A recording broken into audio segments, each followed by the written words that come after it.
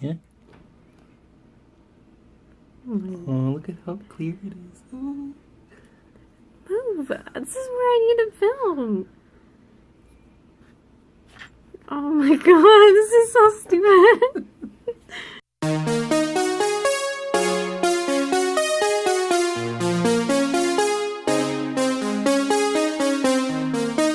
So we have finally reached our final part, and that is putting all of this junk together. So first things first, you want to make sure you have a ton of thread that matches the color of your project. So first you want to locate this little mark on your front pattern piece. Taking our seam gauge, we're going to measure out 1 inch from this mark on this side and mark it with a pin. And then we're going to do the exact same thing on the other side. And we're going to go ahead and sew a straight stitch just to reinforce this seam. And you'll want to use a 5/8 seam allowance. And then you're going to sew straight up until you get to that little mark. Then you're going to put your needle into your fabric, lift the foot, and then twist your fabric so that you are now straight on the other side of that mark. And then go ahead and finish your 1 inch stitch. And now you want to do the same thing on the other side. So take your trusty scissors and you want to cut a line into the seam, but do not cut your stitches. Make sure you do the same thing on both sides. So taking your side pieces, you want to line them up so that they match with your front piece. And what I like to do is I like to start at the center. I match the point with the point on the other side, and then I'll go ahead and put a pin, and then I just scooch the other side over so that it matches with the other side of your fabric, and then just go ahead and pin. Make sure you match all of your little notches and all of your little markings, and you will have this little overhang right here. It's perfectly normal. If you want to make sure you're not overhanging too much, you can take your seam gauge and measure out the size of your seam allowance, which is 5/8, and just make sure it doesn't overhang any more than 5/8 of an inch. So now we're going to take it to our machine and we're going to sew this up 5/8 of an inch seam allowance. So when you get here, you have a couple of options. You can either leave it like this, looking a little bit crazy, or you can use a serger and serge your seam so that it looks a little bit nicer. Or you can use a regular sewing machine if you don't have a serger and just use like an overlock stitch. And you can also use a zigzag stitch.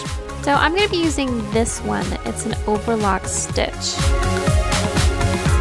So I'm just going to sew right along my stitch line. I'm not going to go over it. And it should look something like this. As you can see, one side is done with my machine with an overlock stitch, and then the other one is done with a serger. What's great about the serger is that it cuts off that extra fabric. However, when you sew with a sewing machine, you're gonna have to cut that stuff off yourself. But it does basically the same thing. So now we're going to attach our sleeve. You'll notice on one side it has 2 little notches on it, and then the other side only has 1. And this is to show you which one's the front and the back. The front is gonna have 1 notch and the back will have 2. So let's connect the back of our sleeve first. So find the one with the 2 notches, and then you want to take your back piece and you want to match that to your sleeve. They should both have 2 notches, and then go ahead and sew that up. And again, make sure you match all of your notches and all of your little marks. And now we're going to attach the front. So locate the 1 notched side of your sleeve and match it to your front piece that also has the 1 notch on it. And now we're going to take it to our machine and we're going to sew this up. And then you're going to want to repeat that whole lovely process to attach your other sleeve to your sweatshirt. Now we get to deal with our very long neckband. So we're going to take it like this, and then we're going to put the ends together like this. And then you're going to want to sew this together. And you're going to be using 5/8 of an inch seam allowance. Go ahead and press your seam out so that it's nice and flat, and then fold the whole neckband in half like this. And you can take it to your machine and go ahead and like press it so that it's nice and flat. Now we want to find our sweatshirt and locate your back side, and then locate these 2 notches on the neckline. So you want to take the back of your neck collar, and then you want to put it right between those 2 notches. And now you'll see you have these little marks. They're going to match up with the seams of your sweatshirt. So you will have these little gaps in your neck, and that's perfectly fine. Now, if you look back on your pattern piece, it says right here to use 3/8 of an inch seam allowance for your neckband. So I'm working with a vintage machine, so the only stretch stitches I have available to me are the zigzag stitch and this overlock stitch. I'm going to link a video in the description below so you can check out some other stretch stitches. What might also help you is having a walking foot. This will help the fabric feed into the machine and not like pucker up or anything. So if you don't have this high-tech walking foot, like I don't, then you can use tissue paper, and it basically does the same thing. It helps to feed your fabric in without the machine stretching it, and then when you're done you can just rip it off. However, I would not recommend doing this on a serger because it's kind of hard to take out the tissue paper when it's like stuck in these itty bitty little stitches of the serger. So we're going to take our seam gauge again, figure out where your needle is going to hit, and then measure out from there 3/8 of an inch. So I'm going to line up my little selvage edge right here because this is going to be 3/8. And I'm going to be using an overlock stitch. Now you're going to have this extra fabric underneath. To sew this up, you want to stretch out your neckband, not your sweatshirt, just the neckband. And when you're feeding this through your machine, let your machine pull the fabric. Don't tug or force anything when you're sewing this up. You want to just let the machine do its thing. And it should look something like this. It looks janky right now, but just go around your neckband and just kind of like trim all of this excess threads and fabric, and then you can take it to your iron to have it pressed down nice and flat. So when you get here, you have the option of either leaving it the way it is, or you can top stitch along the neckline just to hold this collar down so that it doesn't like flip over or get wonky or anything like that. You can either use a straight stitch or you can use a zigzag stitch. So since I'm limited on my stitches and I don't really need a lot of stretch in the neckline, I'm just going to use a straight stitch. Alright, so now we get to sew up the sides. Again, match your seams, match your notches, make sure everything is nice before you start sewing this. Our lower band. So we're going to take both of our pieces, put them face to face, and then we're going to stitch on both sides. And again, you want to flatten out your seam and then fold the whole thing in half just like we did with our neckband. So now you want to find the side of your sweatshirt and you're going to match it to the side seam of your lower band. And we're going to do the same thing on the other side. And then you want to match all of your little notches that you have on your sweatshirt, and it'll look something like this. And again, you'll have these little gaps. We're going to do the same thing we did with our neckline, and we're going to stretch out that band, not the sweatshirt. And again, you can do the same thing we did with the neckline and top stitch that, or you can leave it just the way it is.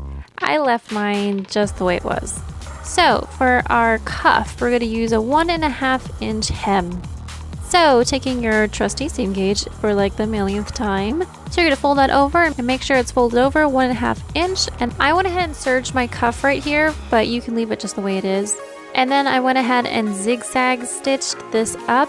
Now this one was a little bit oversized, which I actually liked because I don't have any cozy sweaters, and this is pretty darn cozy.